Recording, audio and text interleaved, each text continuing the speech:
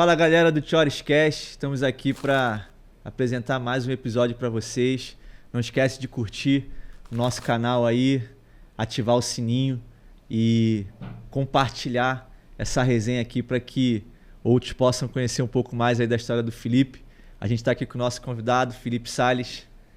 Vocês estão sentindo falta aí do Braz, né, do Chores. Ele passou mal, mas eu creio que na próxima ele vai estar aqui junto com a gente. Valeu, galera. Tamo junto. Seja bem-vindo, Filipão, no Chorescast. Obrigado, pastorzão. É uma honra, né? Estar aqui presente nesse podcast. Creio que vai ser benção para as pessoas que vão estar assistindo. E a galera que vai estar entrando aí, se puder, já compartilhando, né, pastor? E também seguindo, né? Porque eu creio que através desse podcast aqui, muitas pessoas vão se render aos pés do Senhor. E vocês sabem que a nossa pegada aqui no canal é realmente assim, através do esporte, a gente poder levar o nome do Senhor mais longe. E a gente está aqui com um atleta, o Felipe. Ele tem um testemunho lindo e vocês vão ficar sabendo também um pouco mais da história dele. E aí, Felipe, como é que começou, cara, essa vida aí no futebol aí? Quando é que você começou a sonhar em ser um atleta, cara, de futebol? Então, quando eu era menor, né? Acho que sempre começa assim, acho que todo jogador. Quando eu era mais novo, eu sempre ia pra praça, né? Brincava de futebol no meio dos meus amigos.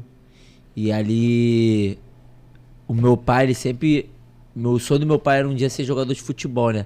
Mas só que ele não conseguiu. Então ele começou a investir em mim, né? Me levar pra escolinha e tal. Eu comecei a gostar através do futsal. Na época eu comecei com futsal e ficava treinando e gostava. Tu tinha quantos anos? Na época eu já tinha uns 7, 8 anos. E onde que tu treinava? Então, eu treinei no Maran, ali em Marechal Hermes. Acho que muita gente conhece também, que através da lição muito jogador. E eu lembro que ali logo em frente tinha a escolinha do Botafogo. E a escolinha era de frente, que era ali na Vila Militar. Era enorme o espaço. Aí logo em seguida eu fui pro campo. E ali no campo eu fiquei um período muito curto. Aí foi onde eu ganhei uma oportunidade no Boa Vista. Que aí eu fiquei um aninho, joguei o Carioca quando era mais novo. Aí depois aconteceu algumas coisas, né? Se federou no Boa Vista? No Boa Vista. Meu primeiro clube que eu me federei foi no Boa Vista. Eu tinha... Na época que eles chamavam era Chupetinha, né? Que se chamava. Tinha quantos anos nessa época? Nessa época eu já tinha uns...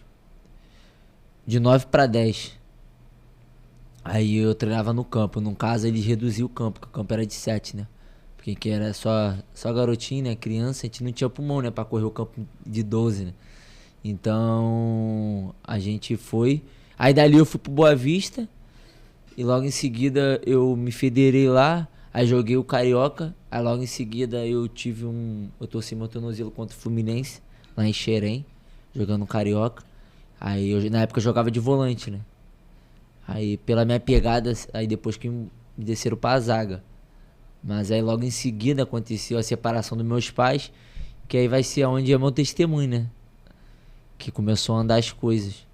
Conta pra gente aí, a gente vai voltar pro futebol, porque tu voltou a jogar, mas nesse meio tempo aí aconteceram algumas coisas aí que... Sim. Eu acredito que seja muito a realidade de muitos jovens do Rio de Janeiro, né?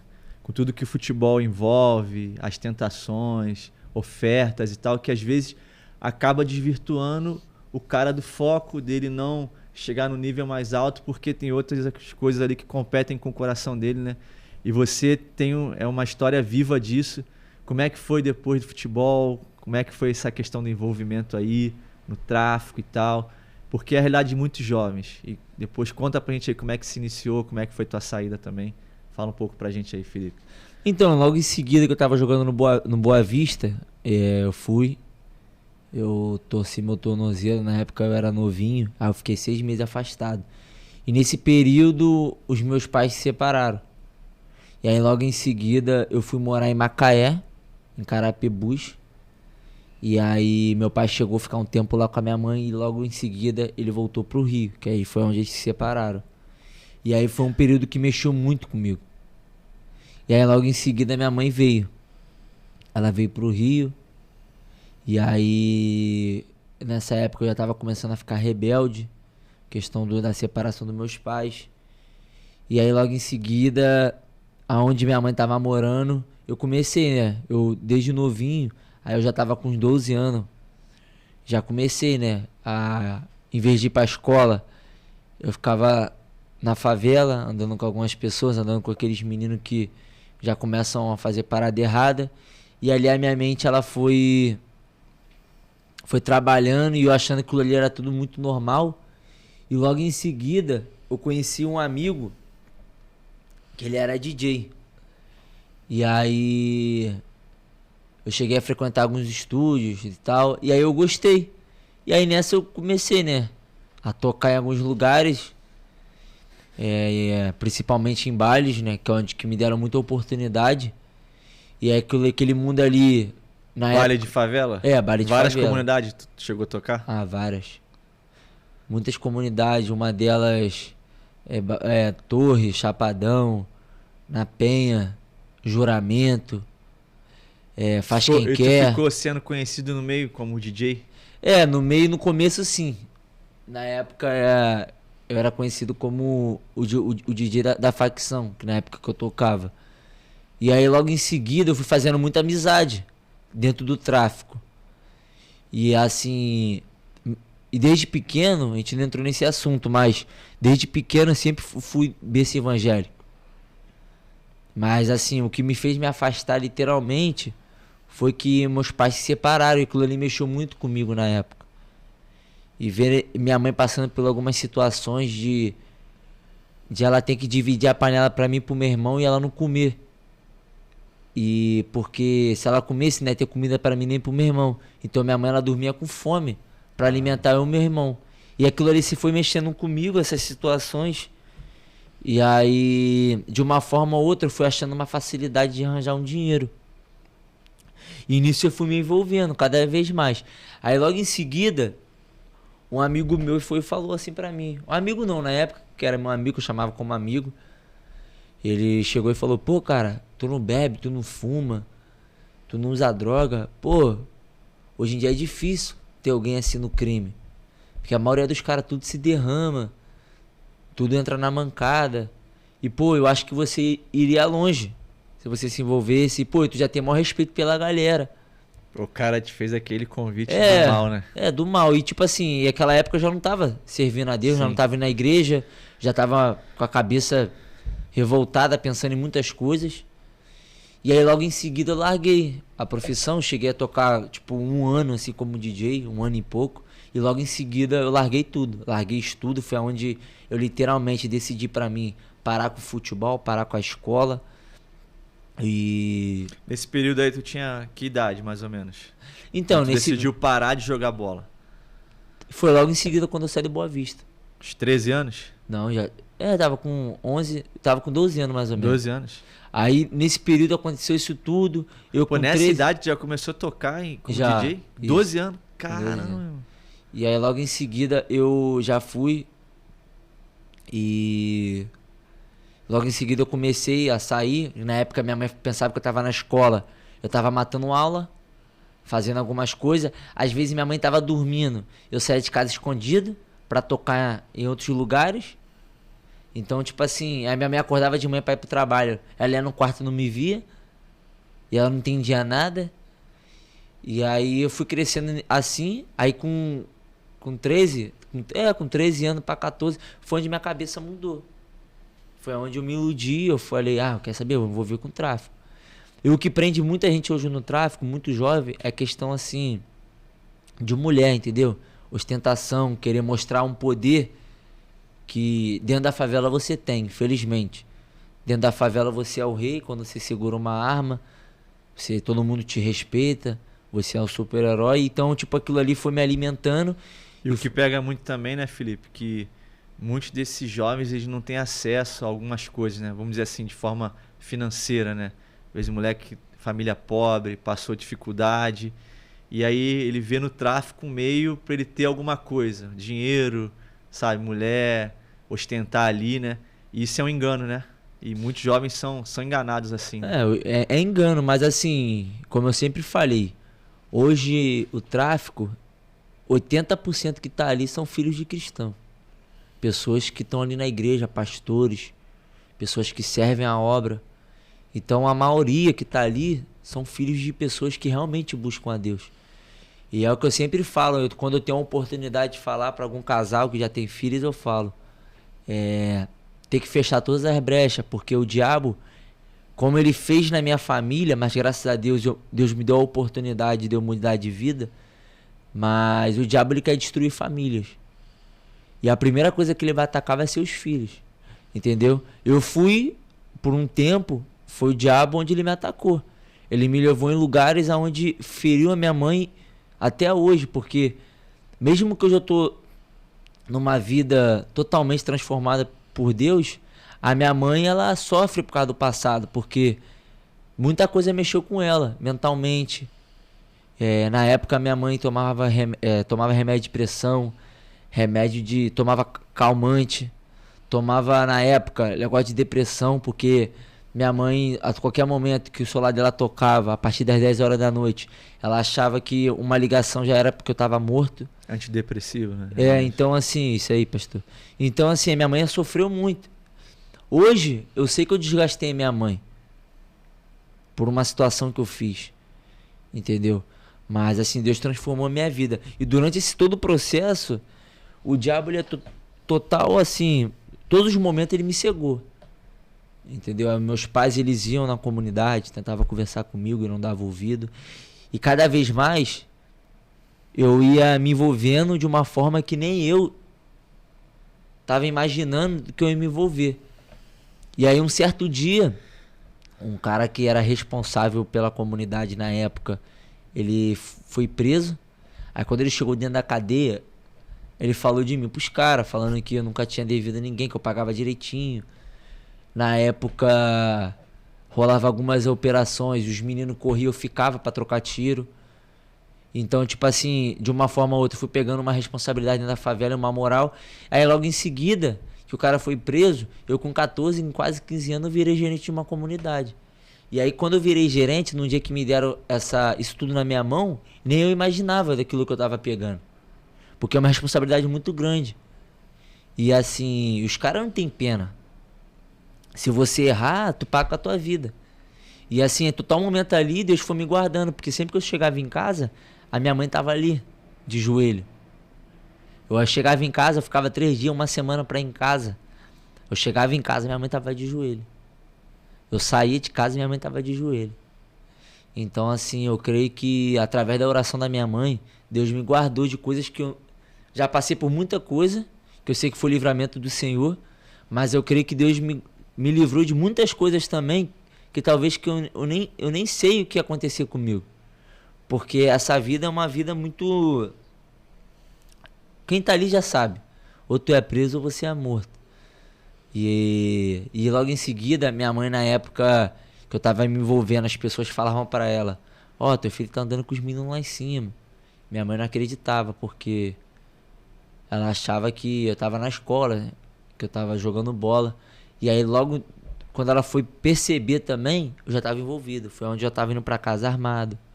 Eu chegava em casa com granada, chegava armado com colete, a prova de bala. E aí minha mãe foi onde a ficha dela caiu e falou: caraca, meu filho realmente tá nesse mundo.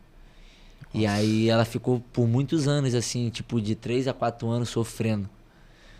Eu fiquei até os meus 17 anos envolvido. Então, assim, foi muita coisa que eu passei, foi muitos livramentos. Minha mãe já me tirou de dentro do blindado. Minha mãe já me tirou da mão da polícia, me batendo. Ela de chegar lá, me viu os caras me batendo muito, eu sangrando. Os caras queriam me matar na época, que me pegaram.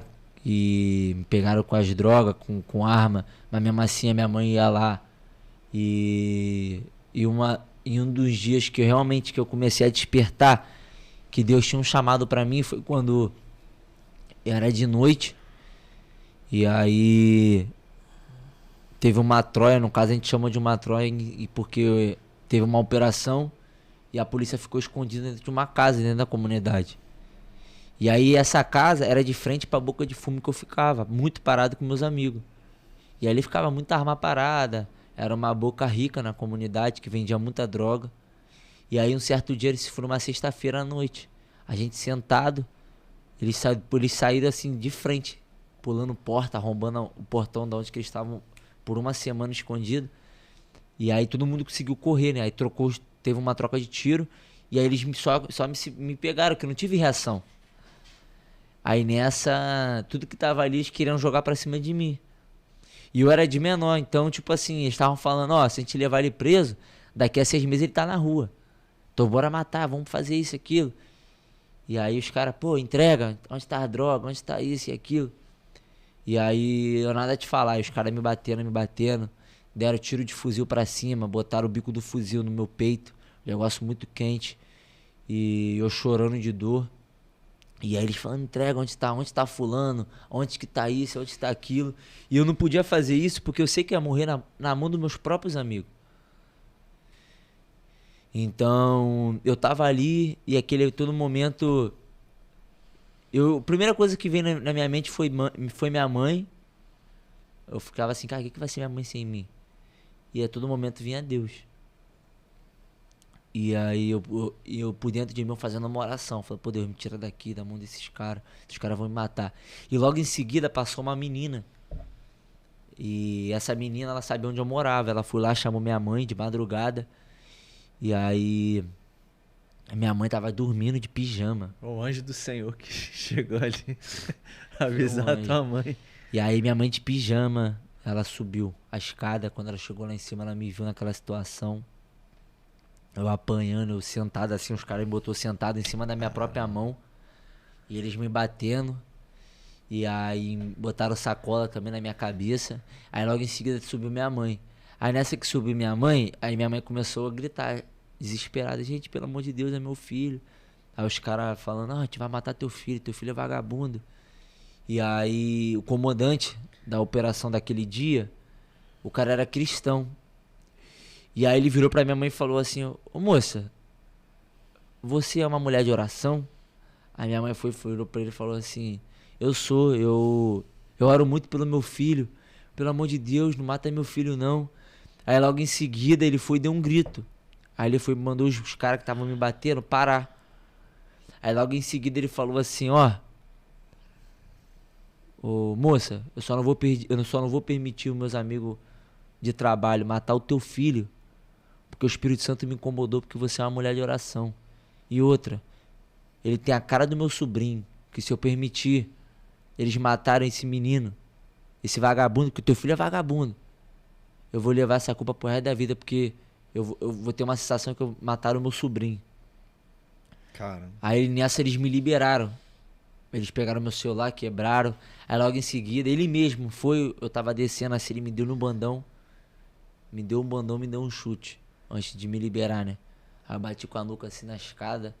Aí logo em seguida eu desci a escada com a minha mãe me agarrando assim no colo. Que eu não tava nem conseguindo. O próprio que te levou te deu um bandão? Foi. Mas assim, é melhor levar um bandão, não é que perder a vida, né? Então, tipo, na hora ali eu desci, cheio de sangue, minha mãe desesperada, chorando. Eu tava sem força, porque eu tinha apanhado muito nesse dia. Nesse dia acho que eu tomei uma coça de uma forma que meus pais nunca me deram.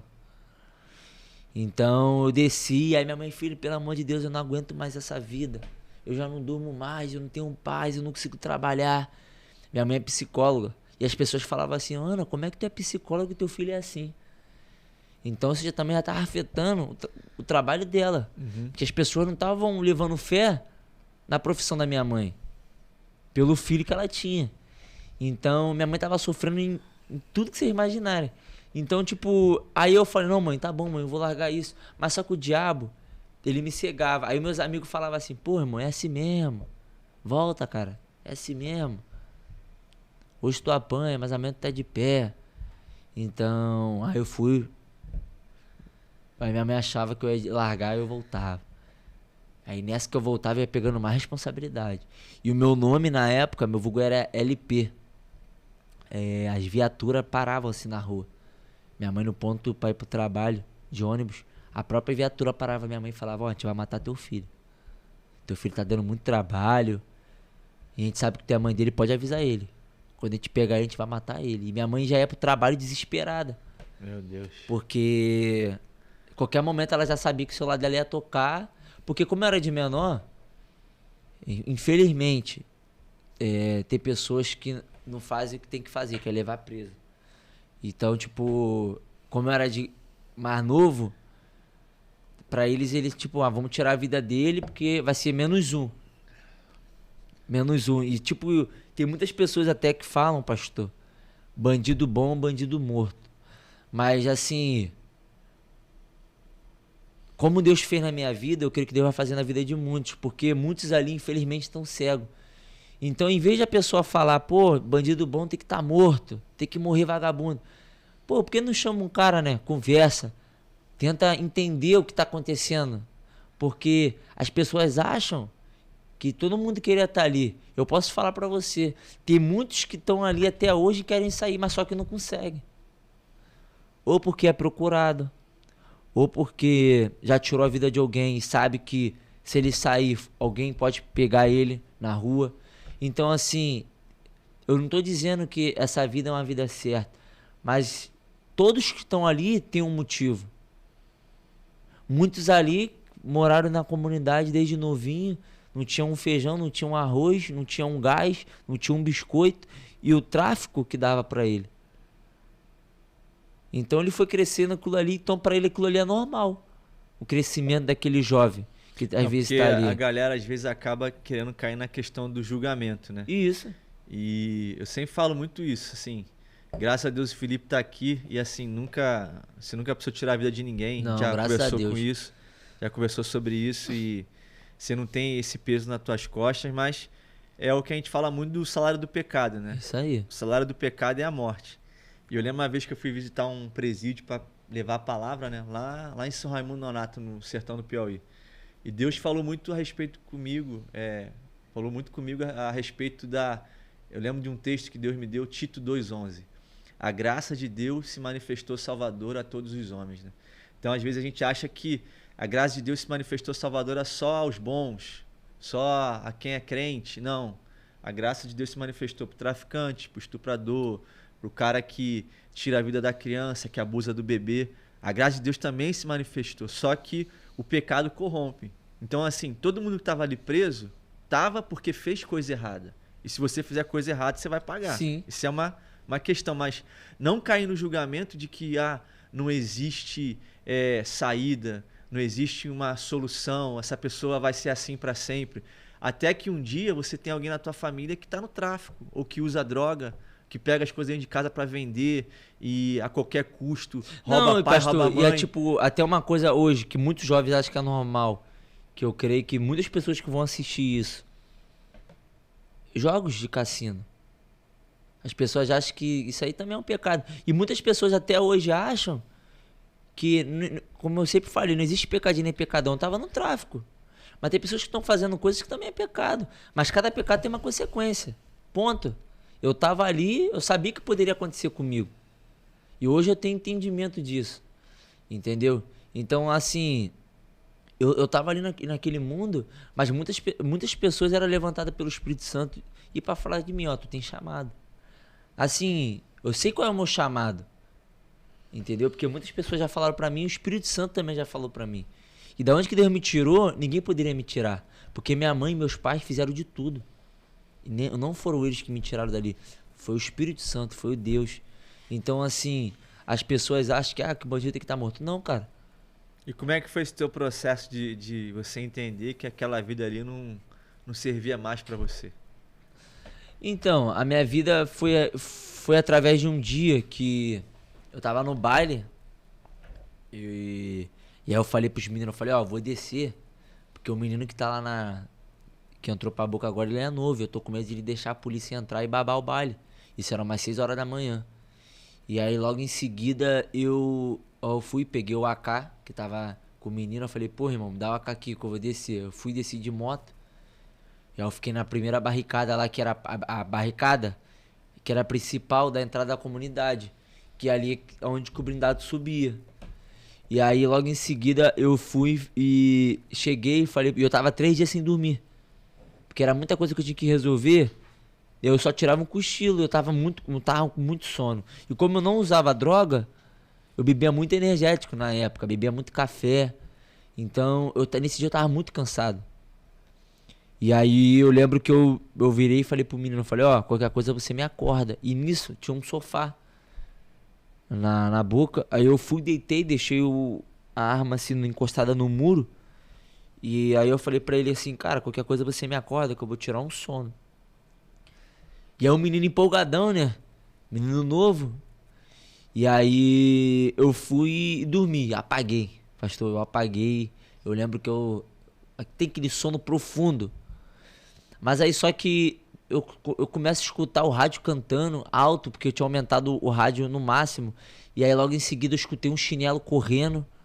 Aí eu levantei assim, ó, sentei no sofá, quando eu abri o olho assim, era a civil entrando no dia assim, de frente. Perdeu, perdeu, perdeu.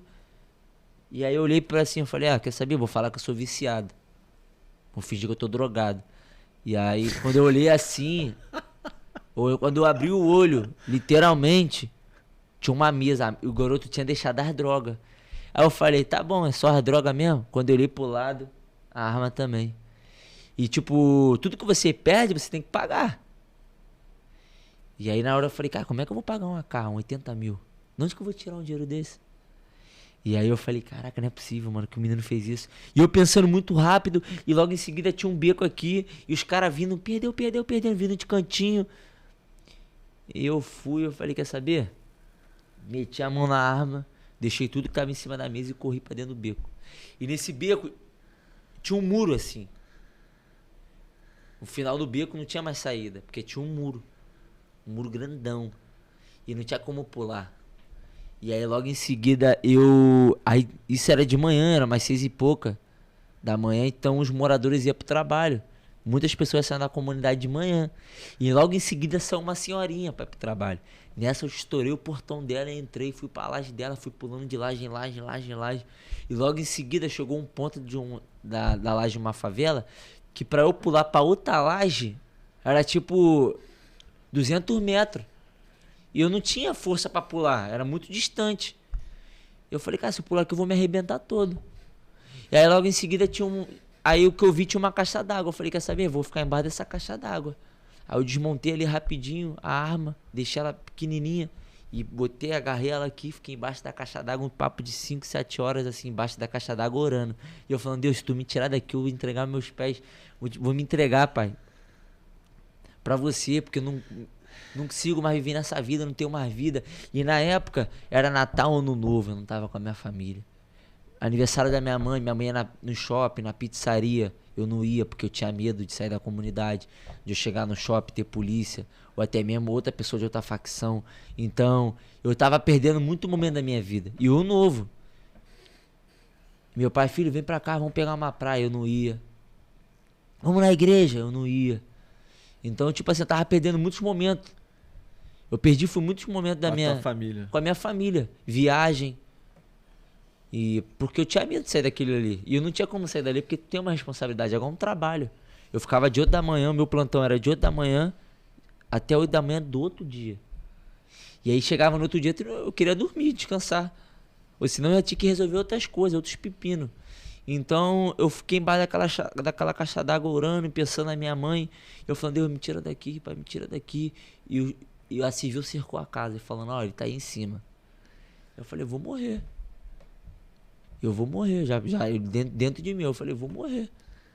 E aí, logo em seguida, eu escutei uns tiros. E aí, na outra entrada da comunidade, nisso eu escutando eles falando alto, né? Balearam um amigo deles. Aí nisso ele, cara, vamos lá socorrer o amigo foi baleado. Aí nisso eles saíram correndo de lá, tipo que deixaram pra lá, né? Foram socorrer os amigos dele. E aí, nisso eu fiquei lá ainda. Falei, eles estão fazendo Troia. Eu falei, olha, eles vão esperar eu descer pra me matar no beco. E eu fiquei ali, ó, embaixo da caixa d'água. Aí logo em seguida eu falei, não é possível, mano. E eu não tava escutando mais nada. Aí eu escutei um barulho de moto. Aí nisso era um mototáxi. Eu fui e gritei. Aí eu perguntei a ele falou, calma aí que eu vou dar uma volta aqui na comunidade pra ver como é que tá. Aí nessa que ele deu a volta, ele buzinou, ele falou, ó, tá tranquilo, mó paz e tal. Aí eu desci. Aí nessa que eu desci, os caras da comunidade estavam me procurando. Porque eles achavam que eu tinha sido preso, que tinham me levado, porque eu fiquei umas 7 horas embaixo daquela caixa d'água. E na época não tinha celular. Porque lembra que eu falei que o policial tinha quebrado meu celular? Então de lá pra... Naquela época eu falei, não vou ter mais celular não. Aí sempre que eu queria falar com alguém, eu pegava o celular de um amigo meu pra falar com alguém. Uhum. Então meus próprios pais não tinham contato comigo. Era só quando eu ia em casa, ou quando meu pai ia atrás de mim na comunidade pra conversar comigo. Fora isso, eles não tinham muito contato. E aí eu fui e desci. Aí nessa que eu desci, eu falei, não, cara, eu não aguento mais isso. Eu pensando, né? Eu falei, porra. E aí eu falei, cara, como é que eu vou sair disso? E aí eu fui numa igreja e nisso passou uma semana, eu continuei no tráfico.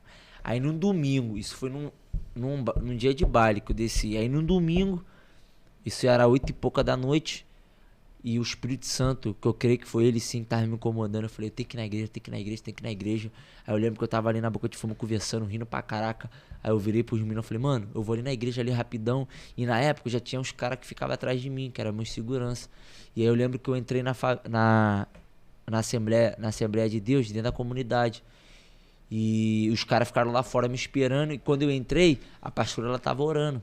Uhum. Aí quando eu entrei, o Espírito Santo entrou nela e o microfone caiu da mão dela. E ela foi até o final, de olho fechado, e começou. O Espírito Santo começou a falar comigo, ó. Quem te trouxe aqui fui eu. Eu tô te guardando. Até quando você vai ficar nesse mundo? E vai achando. E o Espírito Santo começou a falar. E você tá achando, né? Porque sempre que você ora, você se preocupa com a tua mãe. Você pode ficar tranquilo, que eu vou confortar o coração da tua mãe. E outra, eu tenho um chamado pra você. Eu vou te levar em lugares que você nunca imaginou. Mas você precisa se posicionar. Você já sabe que eu tô te livrando de muitas coisas. E vai achando que você vai morrer na mão de polícia, que você não vai morrer na mão de polícia, não. Tu vai morrer na mão dos teus próprios amigos. Porque os teus próprios amigos, eles querem pegar o teu lugar. Nossa. E aí eu fiquei assim, aquilo ali mexeu comigo. E aquilo ali foi um choque pra mim. E nisso, em frente da minha casa, tinha uma igreja. E essa igreja sempre me chamava pro retiro de carnaval. E aí o Espírito Santo falou assim, ó, tu tem até o carnaval pra decidir o que tu quer pra tua vida. Tu tem até o carnaval. Na semana do carnaval, se você não se posicionar, eu vou permitir acontecer. E é que eu saí dali assustado. Aí eu lembro que eu fiquei meio desconfiado dos meus amigos na época. Quando eu saí da igreja, os meninos ficavam tudo atrás de mim, né? Aí eu falei, ó, vai todo mundo na minha frente, não quero ninguém atrás de mim, não. Eu cheio de medo, porque eu sempre respeitei, e como eu sempre fui cristão, eu sei que o Espírito Santo realmente ele fala e mostra. Então eu saí dali, eu falei, cara, tem que ir pra casa. Aí eu fui e falei, rapaziada, tô passando mal, vou pra casa e tal. Aí nisso eu falei com o meu fiel, que na época eu tinha um fielzinho, que sempre que eu tinha que resolver algumas coisas, eu deixava tudo na responsabilidade dele. Então eu fui pra casa. Eu cheguei em casa e falei, mãe, você tá Jesus. A minha mãe ali mesmo começou a orar por mim, ela feliz. E aí quando eu cheguei, isso era num domingo, aí tinha acabado o culto, que era de frente pra casa da minha mãe. E aí o pastor pra mim, e ele sempre me chamava, vamos no retiro de carnaval. Aí eu fui até ele, a galera tudo na calçada, né, aquele pós-culto, né, conversando e tal. E aí eu cheguei, pastor, posso falar contigo? Ele fala, meu filho. E eles sempre tiveram um carinho por mim. Eu falei, pastor, esse retiro que você me chama aí, dá pra eu ir? Ele, dá, cara, dá pra você ir sim, agora. E ele não acreditava, ele, tu vai mesmo? Eu falei, vou, pastor. Ele me abraçava, ele falou, ó, precisa nem pagar. Eu lembro que na época o retiro era 350. E eu tinha dinheiro. Naquela época, por semana, eu botava era 7, 8 mil no meu bolso do tráfico. Mas aí é onde que eu falo. As pessoas falam, pô, onde foi esse dinheiro? Era um dinheiro sujo. Às vezes eu tinha que pagar a dívida dos outros. Porque se eu não pagasse a dívida dos outros, eu tinha que matar fulano. Então eu sempre soube que se eu tirasse a vida de alguém, eu ia carregar isso dentro de mim. Então o Espírito Santo, mesmo no mundo, ele tava me guardando. Caramba. De eu fazer algumas certas coisas que talvez hoje eu não poderia estar aqui nesse podcast. Então é direto. O nego fala, ó, tu vai ter que matar fulano que fulano tá devendo. Aí eu chegava no fulano e falava assim, fulano, vai embora, cara, da comunidade. Os caras mandou te matar, mas eu não vou te matar, eu vou pagar tua dívida. E aí eu tirava do meu dinheiro, pagava a dívida dos outros. E nisso o menino sumia. E isso era muito direto, fora, pô, bote que eu levava, às vezes eu dormia em casas vazias da comunidade, aí tinha operação, eu perdia dinheiro, eu perdia, meus próprios amigos ia dormir lá na casa, eu deixava dinheiro largado, pegavam de mim. E assim, eu não me importava, né? Porque eu falava assim, cara, não vou bater em ninguém não, porque eu nunca gostei de esculachar ninguém. E ali eu sei que foi Deus me guardando. Amém. Porque talvez hoje eu poderia estar na igreja, mas eu talvez não estaria tranquilo. Hoje eu ando onde eu quero, eu entro onde eu quero. E aí, é através desse retiro que foi que tu teve esse encontro com Deus, que a tua vida começou a ser transformada. Foi aonde eu... Aí foi aonde eu falei, cara, como é que eu vou pra um retiro? Uma semana. Como é que eu vou ficar fora da favela por uma semana? O que eu vou falar pros caras que eu vou pro retiro da igreja? Os caras vão falar, pô, tá na mancada. E aí eu fui e falei, ó... Eu até menti, eu falei, rapaziada, tô passando mal, preciso de uma semana. Aí nisso meu fiel ficou lá, e aí eu fui pro retiro. E na época eu não tinha celular, né? Aí eu fui. E aí nessa, todo culto, eles faziam culto à noite, né? Durante o dia eles deixavam todo mundo livre, porque como era uma igreja muito pequenininha, era um retiro assim, familiar. Uhum. Tinha um futebol, uma piscina bem simples, um sítio muito simples. Mas era mesmo pra gente não estar naquele ambiente de carnaval. E aí eu fui todo dia à noite, eles faziam um culto, e todo mundo que tava ali já era cristão. Então eles faziam um apelo olhando pra mim. Olhava pra mim assim, e aí? Tipo assim, tá esperando o quê? Vai ou não vai? Vai ou não vai? E eu botei pra dentro de mim, eu falei, Deus, eu não vou aceitar Jesus por aceitar. Eu quero que o teu Espírito Santo dentro de mim. Porque eu não quero voltar pior. Eu estar aqui, depois aceitar Jesus e voltar. E aí no último dia, eles não fizeram o apelo. Porque tipo assim, o Felipe não quer nada, né? Então a gente não vai ficar insistindo. E aí nessa o pastor orou, terminou normal o culto, e aí ele tava explicando como é que ia ser no dia seguinte, porque a gente ia tomar um café da manhã e depois ia entrar dentro do ônibus e ir embora. Aí ele tava falando toda a logística, gente, o horário, tal horário a mala já tem que estar pronta, que o ônibus vai sair daqui tal horário. Vou ter que entregar a chave do sítio tal horário, então eu preciso que todos estejam aqui embaixo. E beleza. Aí logo em seguida, aí de lá, nesse momento eu não lembro. Aí eu lembro que porque me falaram. Aí nisso eu caí no chão. Aí nisso ninguém tinha entendido nada. Aí falaram que eu fui andando até o altar onde o pastor tava. Eu caí de joelho. Aí o pastor orava por mim, aí eu fui e falei, quero me entregar minha vida a Deus. Aí nisso o pastor começou a orar, as pessoas se levantaram, começaram a chorar. E nisso a minha mãe ela não pôde ir no retiro. Então minha mãe não sabia o que estava acontecendo, nem meus pais. E aí foi aonde eu entreguei minha vida, e o pastor falou assim, pô, vamos no campo de futebol, a gente vai acender uma fogueira, tudo que você tem, a gente vai jogar na fogueira. E aí eu voltei de lá sem nada, sem roupa, sem cordão, sem chinelo, sem nada.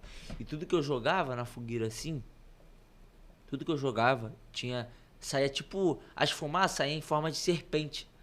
Aí cada cordão que eu jogava assim na fogueira, roupa, cueca, camisa, chinelo, bermuda, tudo que eu usava eu joguei. Eu lembro que aí tinha alguns jovens, porque a igreja não era muito grande, e eram poucos adolescentes. Os meninos que estavam ali me deram, tipo, cada um me deu 2 camisas, 2 shorts. Menos cueca, né? Porque cueca é uma coisa muito íntima, né? Um chinelo. Amém. Entendeu? E aí eu voltei com roupa dos outros. E aí o pastor virou pra mim, e aí, cara?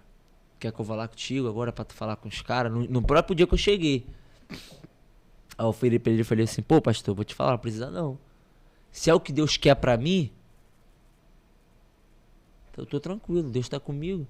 Aí minha mãe, cheguei, expliquei minha mãe, o pastor chamou minha mãe pra conversar. Mas nisso que tudo que tava acontecendo, ele tava em contato com a minha mãe. Ó, teu filho aceitou Jesus. E eu não sabendo de nada, mas o pastor passando pra minha mãe ficar mais tranquila, ficar alegre. Aí eu cheguei em casa, eu lembro que minha mãe fez bolo, que é tipo uma festa, né? Tipo aniversário, comemorando, né? E eu feliz naquele momento, já tinha voltado com a mente assim transformada. Foi algo tipo surreal, assim, marcante pra minha vida. Voltei com... Eu tava com peso dentro de mim, eu voltei leve, tranquilo. E eu decidido do que realmente eu ia fazer da minha vida. E aí eu fui. Eu falei, não, mãe, precisa ir lá também não. Minha mãe, não, deixa eu ir lá contigo, filho, eu tô com medo. Eu falei, não, mãe, eu tô servindo Deus, pô. O que vai... Aí o pastor, não, cara, maldito homem que vai encostar no filho dele. Se Deus te guardou até agora, tu acha que ele vai deixar os outros te encostar o dedo? Pode ir lá. Subi, aí nessa que eu falei, aí fizeram uma chamada de vídeo com o dono. E infelizmente dentro da cadeia tem celular. Aí na época já tinha uma vídeo de chamada, né? Pelo WhatsApp. E aí eu fiz uma chamada de vídeo, expliquei a situação. E aí os caras, que aí eu vou lembrar o que a pastora falou pra mim, o Espírito Santo, que os meus próprios amigos estavam querendo cavar a minha cova. Os próprios caras que estavam em volta, escutando aquilo ali, estavam botando pilha. Pô, chefe, mas ele perdeu as drogas. Não tem aquele que eu falei? Que eu tinha corrido com fuzil, mas só que as drogas ficou em cima da mesa e tipo, as drogas é muito cara. Uma carga daquela ali era R$1.000. Então era vários tipos de carga. Era pó, maconha, loló, lança, crack. Então cada carga era um valor. Aí os caras, pô, mas ele não vai pagar a dívida e tal. Aí o cara falou, e aí, LP? É isso que tu quer mesmo pra tu, cara? Tu tem certeza? Não vai chegar amanhã aqui querendo meter a mão no tráfico, né? Porque tu sabe que com Deus não se brinca. Assim mesmo. Ele falou, ó, eu só vou permitir tu sair porque a minha mãe é pastora. Infelizmente hoje eu tô aqui. Hoje não tem como eu largar o tráfico. Tô cheio de homicídio. Já fiz muita merda na minha vida. Mas, cara, aproveita essa oportunidade que Deus tá te dando. Aí os caras, pô, mas a dívida? Ele falou, ó, quem mandei é quem? Não sou eu. Então, os caras querendo te cobrar, né? Os caras querendo me cobrar, querendo botar a pilha pro chefe. Pra você cobrar dentro da comunidade. Aí o chefe virou e falou assim, ninguém vai encostar o dedo nele não. A dívida que ele tava, ó, precisa pagar não, mano. Vai lá, cara, segue tua vida. Mas porém, não vai chegar amanhã aqui querendo entrar pra boca que tu vai entrar no pau. Porque isso acontecia direto. De meninos sair do tráfico, aí passava um tempo e voltava. E tipo assim, né? É uma coisa que não se brinca. E lá a gente sempre respeitou cristãos. A igreja. Tinha até lugares que às vezes a gente ia, que eles mandavam te quebrar centro de macumba. Porque tinha comunidades que os caras não aceitavam. Porque a mãe era pastora, o pai era pastor. Então os caras mandavam, ó, vamos quebrar todos os terrenos que tem aqui da favela. E botava todo mundo pra lá. Porque os caras não queriam. Eu respeito a religião. Eu não sei quem vai ouvir esse podcast, mas vou deixar bem claro, eu respeito todas as religiões. Não é à toa que eu falo com muitas pessoas que são religiões sem ser evangélico. Todo mundo gosta de mim, mas porém naquela época eu tava com essa mente. E aí eu ia lá com os caras, fazia isso tudo. Então, foi aonde eu realmente decidi, mudei minha vida. Foi aonde eu tenho meu tio, que ele... hoje ele se aposentou, mas ele era capitão do exército, e ele era daqui do Rio, ele foi pra Brasília na época. Aí ele falou assim, Ana Paula, traz teu filho pra cá, eu vou cuidar dele aqui em Brasília. E meu tio tem uma condição, sempre teve uma condição muito boa. Falou, não, manda ele pra cá, que eu vou ajudar ele, vou botar ele num curso, botar ele numa escola. Aí eu falei, não, mano, quero ir pra Brasília nada. Aí minha mãe, filho, mas tem que sair daqui pra tu mudar teu vínculo de amizade, mudar de ambiente. Aí nisso a minha avó tava morando em Cabo Frio. E aí isso tem muito pouco tempo. E essa foi a tua retomada pro futebol? Foi. Foi aonde eu cheguei em Cabo Frio. E minha avó falou assim, ó, pra você vir pra cá você vai ter que vir sem celular. Aí eu levei um celular, eu mexi de madrugada escondido. Aí um certo dia eu apaguei com o telefone do meu lado. Quando eu acordei o telefone tava todo quebrado. O chip, eu lembro, todo quebrado. Era um Motorola, um branco. Minha avó quebrou. Minha avó quebrou meu celular. E aí minha avó falou, ó, eu não te falei? Senão tu vai voltar pra casa, não quero problema. E aí, um certo dia eu dormindo, eu sonhei jogando bola. Eu sonhei jogando bola num estádio muito lotado, mas muito cheio. E aí eu falei, cara, não é possível. E eu tava gordo, pastor, como você já viu muitas fotos minhas. Eu gordinho. DJ gordinho. Pesando tipo 89, 90 quilos, baixinho, gordão. Eu falei, caraca, não é possível. E isso a idade já chegando. Que a gente que joga bola, a gente sabe. Cada ano que passa, vai ficando pequeno. Então, eu já com 17, 16 anos. E aí eu falei, caraca, mano. Aí eu comecei. E minha avó morava onde mora até hoje. É só mato e tem a praia. E aí eu falei, cara, vou ficar correndo. E a Praia do Peró, não sei se vocês conhecem. Já ouvi falar já. É uma praia que não tem muita coisa, é muito mato, tem até umas casinhas bem espalhadas, mas é só mato. A praia só tem mato e areia. E aí, aonde fica melhorzinho, onde tem a Praia das Conchas, que é ali do lado. Mas a Praia do Peró realmente é só mato. Aí eu fui todo dia, corria na areia. Aí tinha uma estrada, que eu corria, era 10 km todo dia. E minha avó, tá ficando maluco, tem que comer. E eu lembro que eu só comia ovo. E minha avó, tá maluco, tem que comer feijão, porque a avó sempre cuida, né? E aí minha avó fazia feijão, arroz, macarrão, salada, eu não comia, só comia ovo e salada e frango. E eu emagrecendo em 6 meses, eu tava pesando 68 quilos. Minha mãe, quando ela foi lá me visitar, minha mãe me viu assim, ó, seco. Minha mãe, filho, tá com AIDS? Porque naquela época, infelizmente, eu me envolvia com muita mulher. E minha mãe ficou desesperada. Não, a gente tem que fazer exame. Não é possível. Eu, em 6 meses, eu lembro que eu enrolava, eu vi um vídeo. Eu enrolava um saco preto, botava a camisa e corria. Botava um saco preto todo dia que eu ia correr. E aquilo ali ajudava no processo, não queimava muito. Eu lembro que às vezes eu ficava até fraco. Eu tinha que tomar, aí eu fazia uma loucura, eu botava água, sal e açúcar, fazia um soro caseiro pro bebê, porque eu me sentia fraco, eu só comia fruta, uva e frango. Eu emagreci muito rápido, aí eu liguei pro meu pai. Aí quando minha mãe falou, pai, quero voltar a jogar bola, meu pai, tá ficando maluco? Quanto tempo que tu não joga bola? Vai estudar, cara, esquece futebol. Eu falei, não, pai, eu quero voltar a jogar bola, pai. Ele, não, filho, esquece isso aí, cara. Você tá ficando doido. Já tá quase 18, já tava com 18 anos. E eu falei, não, pai, não quero jogar bola, eu quero voltar a jogar bola. Meu pai, não, filho. Aí o pai ficou meio que assim, aí eu falei, mãe, eu quero voltar pro Rio. Ele, mas você tem certeza? Você tá pronto? Eu falei, mãe, eu tô pronto. E nisso, realmente, eu não tava mais... Nada me iludia, tipo, tráfico, mulher. Eu já tava com a cabeça muito centrada. E aí eu fui e voltei. Aí eu fiquei tranquilão, a galera realmente viu que eu não tava tranquilão. Eu nem parava mais, não falava com ninguém. Aí na época eu voltei a mexer em rede social, não falava mais com ninguém. E aí eu fui... Meu pai vendo a minha dedicação, né, de treino. Aí eu comecei a treinar em alguns clubes, tipo... Amador, né, só pra estar treinando e tal. Eu falei, não, pai, eu quero esse jogador. Aí nisso meu pai foi me ajudando, né, pagou personal e tal. Aí logo em seguida... Foi começando, né? Comecei a jogar nos clubezinhos aqui no Rio. Aí meu pai viu minha dedicação e tal. Mas aí Deus já tinha falado comigo que ia me levar em lugar que eu nunca tinha imaginado. Pô, eu senti um gostinho do que Deus ia fazer na minha vida, que seria só um começo. E aí, logo em seguida veio a pandemia. Foi onde parou as coisas. E aí, eu lembro que... Eu fui pra Goiânia, eu tava jogando e tal. Aí eu fui me destaquei no campeonatinho lá, Goiânia Cup. Aí logo em seguida surgiu uma oportunidade pra ir pra Portugal. Mas só que pra Portugal eu tinha que tirar o passaporte. Aí eu voltei pro Rio. Aí nessa que tirar o passaporte, não tava muito difícil pra tirar nessa época por causa da pandemia. Tava muito difícil mesmo. E aí minha mãe, filho, aonde que só tá tirando? Lá em Niterói. Lá no shopping de Niterói, que tem a Polícia Federal. E aí eu falei, pô, mãe, não vou não. Porque lá eles vão puxar minha... Eu tinha medo, né, de ter alguma coisa e eu ficar preso, né. Porque sempre me falaram que quando o nego ia tirar passaporte assim, se estivesse devendo alguma coisa e tal, ficaria por ali mesmo, já é preso.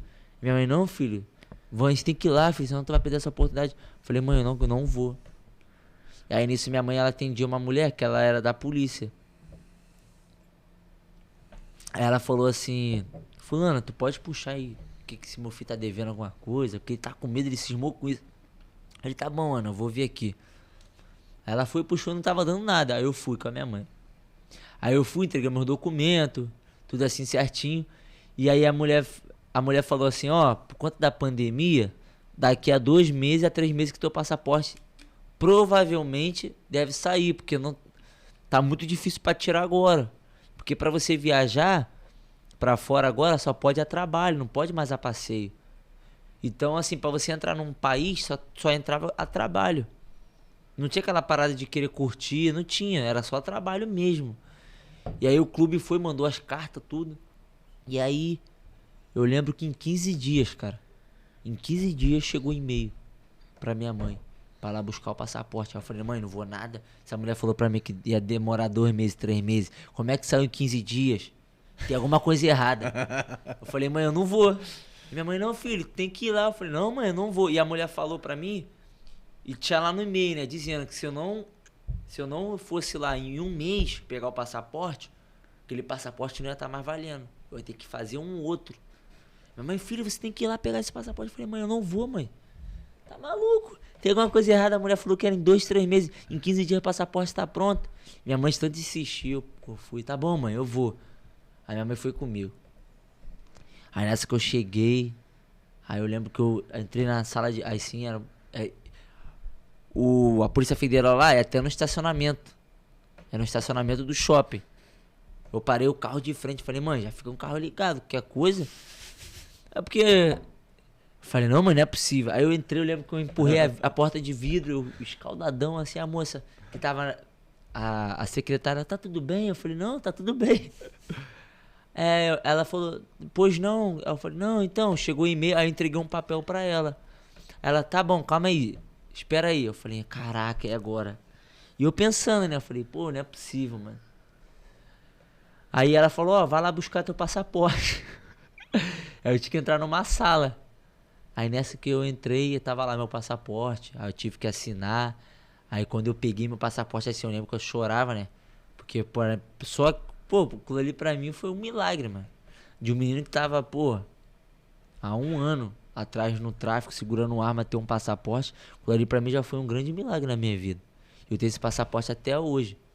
Que a duração dele acho que é de 8 anos. 10 anos. Não sei.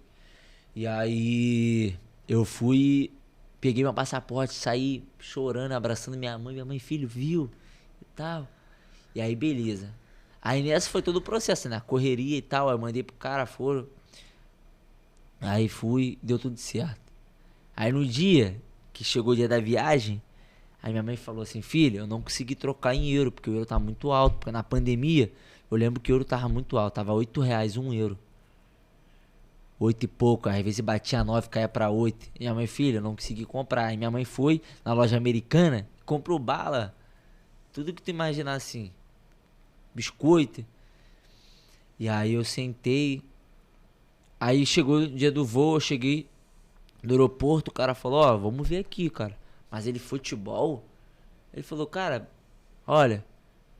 E ele só falou, ó, tu só vai poder embarcar se der tudo certo aqui, porque só tá podendo ir a trabalho. Aí eu falei, não, pô, mas é trabalho. Aí entreguei uma pasta cheia de documento que o clube tinha mandado, né? Que eu tirei xerox e entreguei. Aí nisso o próprio aeroporto ligou pro clube. Aí o clube, não, é ele mesmo, Luiz Felipe e tal. Aí a presidenta, que era uma mulher lá, teve que passar o CPF, tudo, CEP, tudo dela. Aí me liberaram, eu entrei na sala de embarque. E nisso o voo era enorme. Eu peguei... Eu creio que eu posso até falar errado aqui. A Air France, a empresa. E aí, o voo era enorme, não é um voo assim normal. E aí eu falei, caraca, mano, eu olhando assim, eu conversando com a minha mãe e tal. Da favela para o mundo. Pô, eu falei, caraca, mãe. E aí já mudou, porque desde a entrada, a empresa, não tinha ninguém que falava português. Era tudo francês. Era tudo outra língua. E eu só, Aí eu só entregava os papéis assim. Aí elas falavam um negócio lá, eu... Caraca, mano, você já tá falando, tá? Aí, como a mulher viu que eu não sabia nada, ela falou não sei o que, tipo, acho que ela falou assim, me segue. Eu só fui seguindo ela me levou até meu assento, aí fez assim. E nesse assento só tinha eu e o cara. Eu fui descobrir depois que eu tava no melhor assento do avião. E eu lembro que o voo era internacional e só tinha um voo muito grande, só tinha 15 pessoas. Então o voo tu sentia sozinho, porque tipo, tu olhava aqui, tinha uma pessoa depois de 10 cadeiras lá, e tu olhava pra trás, tava muito, muito espalhado. E aí eu falava, meu Deus, cara, eu com medo, né? Eu tava dando 12 horas de voo, mano. Eu falei, caraca, mano. E aí nisso já veio, assim, a cabeça, né? Pensando no que aconteceu no voo do Chapecoense. Eu falei, pô, Deus. É porque, tipo assim, pô, minha vitória tá chegando, né? Eu falei, caraca, Deus, me guarda. E eu pensando muita coisa, porque eu nunca tinha viajado nisso. E meu voo era de noite. Eu saí do Rio, foi de noite. Cheguei lá, era de manhã. E eu falei, caraca, beleza. Aí subiu o voo, aí começou a passar a mulher, né, de carrinho. Bebida, cara, o pastor, tinha muita coisa. Até bebida, champanhe, vinho, lasanha. E o cara que tava um pouco na minha frente, ele tava comendo, né? Eu falei, cara, esse cara deve ser rico, né? Meu pensamento. E aí eu lá comendo, e eles passando e me oferecendo. Aí eu, assim mesmo. Porque eu não sabia, eu pensei que tinha que pagar, né? Depois que descia do voo. Isso aí dá um corte, isso aí. E aí eu cheguei, eu falei assim, caraca, mané, o cara deve ser gordo. O cara era gordo, ele comia muito. E eu falava, cara, não é possível, esse cara deve ter muito dinheiro. Porque eu achava que aquilo ali descontava quando eu descesse do voo, eu tinha que pagar em euro. E eu tava sem euro nenhum na minha mão. Nenhum. E eu comendo barra de chocolate, biscoito que a mãe me deu. Aí o cara olhou pra trás assim. Aí eu vi que ele era português, ele falou, ô rapaz, tá comendo bala? Aí eu, não, é porque eu não sei lá quanto é que vai dar depois, né? Aí ele falou, tá falando sério? Eu falei, tô. Ele falou, cara, só pra tu tá sentado aqui, tem direito a tudo. Meu irmão, quando ele falou isso, pô, aí eu falei, tá, mas como é que eu peço? Aí ele foi e me mostrou o negócio. Que eu apitava assim, pia, acendia. A mulher, filho, foi 12 horas em pé pra lá e pra cá, porque eu pedi era muita coisa. Eu lembro que era lá, tinha uma lasanha, pastor, a própria água era tudo de fora. Eu falei, quer saber? Eu vou desfrutar de tudo. Pô, era tudo assim diferente, né? E eu, toda hora, pi, era suco de laranja, suco de uva, lasanha. Pi, aí eu ia, pedia biscoito, café. Pô, acho que a mulher, tinha a hora que eu apitava, eles demorava tipo 30 minutos, porque acho que ela viu, tipo assim, caraca, o menino toda hora, não para de comer. Eu entrei em pecado mesmo, porque eu tava comendo de gula, porque as coisas eram muito boas. Aí eu fui até o... Aí quando eu cheguei, eu fiz um... Eu desci em Amsterdã, de Amsterdã que eu peguei o voo pra Porto. Que isso, hein? Aí quando eu desci lá, todo mundo falava que o McDonald's era diferente e tal. Eu falei, quer saber? Eu vou no McDonald's. E tipo, era 1 hora de um meu voo pro outro. Mas só que eu não tinha trocado. Então, tipo, eu tava perdido. Aí quando eu abri meu WhatsApp, minha mãe, filho, tu já trocou o horário? Eu achando que era de manhã, tipo 7 horas da manhã, porque ela tava muito frio. Cara, quando eu fui ver, pastor, já era 11 horas da manhã. Porque eu lembro que eu fui, tava no horário de verão, então era 4 horas na frente. E aí eu, caraca, mané, tive que trocar. E aí eu falei, pô, e agora, como é que eu vou... E o aeroporto era enorme, tinha até negócio de carrinho. Lá tinha tipo escada rolante, mas era aquelas retas. E eu ficava assim, cara, tô ganhando um negócio enorme, mano. E aí eu fui, perguntei lá o cara, calma aí. Aí chamou um tradutor que falava a minha língua, um cara português. Aí o cara falou, ó, tu tem 1 hora. Mas ele falou, cara, o aeroporto é muito grande. E aonde você vai embarcar é lá na ponta, lá na outra ponta. Você vai demorar 40 minutos pra chegar lá, só pra você ter noção do tamanho do aeroporto. Ele falou, ó, você vai demorar 40 minutos pra chegar lá. E o carrinho só pode pessoas de idade, por causa da pandemia do Covid, não pode ficar todo mundo muito junto. Aí eu falei, quer saber, vou comer esse McDonald's aqui rapidinho. Pô, pastor, eu lembro que eu paguei, foi 2 euros e pouco no combo. Pô, mas aí, o hambúrguer grandão, mano, é diferente. Aí eu comi, eu quase perdendo, e eu não sabia, porque pra eu pegar o voo, eu ia ter que passar pela... Migração. Isso. E aí os caras falando outra língua, eu olhei pra ele assim, só entreguei a pasta. Aí o cara fez assim pra mim, botou num banco. Aí ele entrou numa sala lá cheia de computador. E eu mandei mensagem, falei, mãe, já era. Deu alguma coisa errada. E isso faltando, e eu contando, faltando 40 minutos pro meu voo. E eu falei, mãe, não é possível, mãe. Minha mãe, calma, filho. Calma. Falei, mãe, acho que não vou deixar eu passar, não. E todo mundo passando tranquilo. E eu só ali. Mas naquela época o aeroporto tava muito vazio. Era um porto muito grande. E tinha muito poucas pessoas mesmo, por causa do Covid. Todo mundo de máscara. Tinha um grupo da China que tava viajando, os caras com aquela roupa toda tampada. E eu falando, tá repreendendo, cara. Aquilo, né? Eu falei, eu ficava assim, julgando. Falei, o Covid veio por causa de vocês e tal.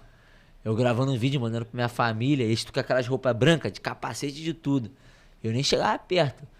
E aí tinha uns grupos de chineses assim, eu nem chegava perto. E eu falando, mãe, tem alguma coisa errada. A mãe, calma, filho. E isso faltando 20 minutos.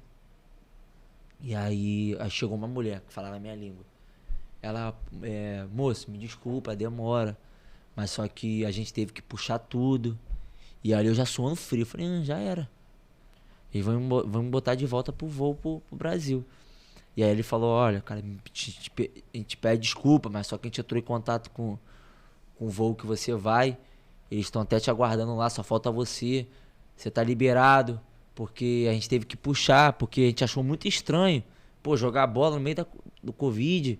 Mas a gente ligou lá pro clube, eles falaram que você vai ficar 15 dias no hotel, porque tinha todo um processo. Antes de eu ir pro clube, eu fiquei 15 dias no hotel. Pra ver se eu tava com vírus ou não e tal. Fiz alguns exames. E aí deu negativo, me apresentei no clube. Aí nesse processo todo, aí a mulher foi, pô, ela pegou um carimbo assim, carimbou meu passaporte. Foi meu primeiro carimbo. Amsterdã, tá até lá hoje. Carimbou assim, eu fiquei felizão, entrei. Aí o voo era pequenininho. Era um voo muito menor mesmo. Era um voo assim, sem marca, era um voo branco. Um avião branco assim. Tinha comida também? Não, esse não tinha não, porque era um voo muito rápido, era de 40 minutos. Aí tu foi pra Portugal, chegou em Portugal, chegou no Porto, ficou lá os 15 dias. Qual o clube que tu começou a treinar lá? Foi no Arganil. Arganil? Foi no Arganil, lá em Coimbra. Distrital de Portugal. É um lugarzinho pequenininho, Coimbra. E como é que foi a experiência lá? Foi boa? Pô, foi boa, porque lá os clubes, mesmo que são pequenos, de níveis inferior, a estrutura é muito boa, a estrutura né? é muito boa. É uma estrutura que talvez é um time de Série A daqui do Brasil, de Série B. Ficou quanto tempo lá, Felipe? Eu fiquei lá, acho que uns 2 meses. Aí voltou pro Brasil? Não, né? Então, eu ia ficar, mas aí logo em seguida meu pai ficou com Covid. Eu lembro que meu pai ficou internado e tudo, com 80% do pulmão dele comprometido ao Covid. Aí nessa eu comecei a entrar em desespero e meu rendimento foi caindo. Mas só que o pessoal lá tava entendendo a minha situação. E aí eles falaram assim pra mim, Felipe, tu vai ter que voltar pra tirar teu visto. Porque os caras estavam tentando tirar meu visto lá no consulado, lá em Portugal, mas eles não estavam conseguindo por causa do Covid. Tava tudo muito parado, tava muito difícil as coisas. Aí eles falaram, tu vai ter que voltar e tu tem 1 mês pra resolver isso. Aí eu voltei, aí nisso eu vi meu pai já tava melhor. E eu tentando tirar, e eu não conseguia, eu fui perder a oportunidade. Mas assim, de lá pra cá, Deus, a cada dia, momento assim, Deus vai me mostrando que eu não tô sozinho. Aí, tipo, joguei em alguns clubes, tava no Sul agora, joguei 2 anos. Passei algumas dificuldades lá, mas foi lá que eu conheci a minha noiva, que eu tô hoje. Em nome de Jesus a gente vai se casar. Então assim, hoje eu vivo pelo milagre. Tem coisas que eu recebo assim que são bênçãos, pastor. Como você sabe, você tá comigo no dia a dia. Você sabe o que Deus tá fazendo na minha vida. Hoje eu consigo estar ao lado de pessoas que eu nunca imaginava. Isso pra mim tá sendo um aprendizado. Deus tá me mostrando que Ele tem um carinho por mim. Hoje, pô, você sabe, pastor, hoje a gente tem uma oportunidade de estar no lado de pessoas que a gente vê por televisão. Que eu nunca ia imaginar que eu ia estar do lado de uma pessoa dessa e essa pessoa ia virar meu amigo. Entendeu? Então assim, eu fico muito feliz com o carinho que Deus tem comigo. E Deus nunca deixa faltar nada. Hoje eu tô no Barra da Tijuca aqui do Rio, que é a 3ª divisão aqui do Rio. Entendeu? E assim, eu creio que Deus vai abrir uma porta melhor pra mim. Mas tudo tem um começo. Eu sei que Deus tá preparando pra minha bênção. Porque imagina, foi que eu tava até conversando esse dia com a minha mãe. Eu falei, mãe, eu sei que Deus vai me dar a minha bênção no momento certo, porque Ele tá me preparando. Porque imagina, um menino que veio do tráfico, assinar um contrato muito grande. Eu sei que eu vou, talvez naquela época eu poderia me perder. Uhum. Porque é muito difícil, pastor. Tu vê aí a vida de jogadores que Deus, tu tá frequentando casa, tá fazendo culto, se ela dentro do clube. Você sabe que a vida de jogador é muito fácil. Ainda mais questão de mulher. Se a gente não vê a cabeça, o homem se perde. Acaba um casamento, destrói uma família por conta de um ato que talvez pecou e fez uma parada errada. Então, eu sei que Deus tá me preparando e hoje eu tô muito feliz, né, cara? O que eu falo pra esses jovens aí, cara, muito bom estar com Deus. É difícil, porque a gente tem que rejeitar muita coisa do mundo. E tu, Felipe, é assim, Normalmente quando a gente olha pra galera que é conhecida, que tem fama, que tem dinheiro, que tá em grandes clubes aí, a galera sonha com isso, né? Aham. E você tá na luta aí, tentando viver o teu sonho, Verdade. sabe? De ser um grande atleta, jogar num grande clube, ter um grande contrato. Mas tem muita gente que passa muita dificuldade para chegar. E tu é um cara que tem os teus corres aí, tem as tuas lutas aí. Conta um pouco pra galera aí que às vezes tá pensando em desistir porque às vezes não tem uma chuteira, não tem uma grana para treinar, às vezes não tem o apoio de ninguém. Fala um pouco aí do que você tem vivido hoje e ao mesmo tempo treinando e buscando o teu sonho. Então, meus pais, assim, eu sei que se eu pedir meu pai, ele vai dar um jeito e minha mãe vão me dar uma chuteira, um dinheiro pra botar de gasolina, pra comer. Mas só que hoje eu tô com 21 anos. E assim, desde pequeno, sempre fui. Eu aprendi a ser homem.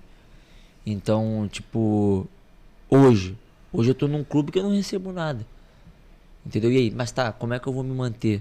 Então, hoje eu vendo mate, pô, na areia. Eu vendo mate, limonada e biscoito Globo final de semana. Na praia. É 10 quilos em cada lado mais areia. Eu ando o dia inteiro. E fora que sábado e domingo eu tenho um treino. Então o que eu faço? Eu treino de manhã e vou direto pra praia. E o Barra é um clube também que dá toda a estrutura pra Toda a treinar, estrutura, né? toda a Só não estrutura. tá recebendo salário, né? Só não tô recebendo, mas em nome de Jesus isso Amém. vai mudar. Então, tipo, eu tô nessa correria. Não reclamo. Tá sendo bênção pra mim, porque vai ser só mais um testemunho pra eu contar. Porque tem muitas pessoas, pastor, que querem chegar num objetivo, mas não quer suar. Às vezes, eu conheço muitos meninos que estão dentro de um clube, mas estão ali e não tem a noção que tudo pode mudar, se não agarrar aquela oportunidade. Verdade. Porque hoje futebol são milhões de pessoas querendo uma coisa só. Então, tem pessoas que estão dentro do clube, de time grande, e não dão valor, mano. Não dão valor. O que tá ainda reclama.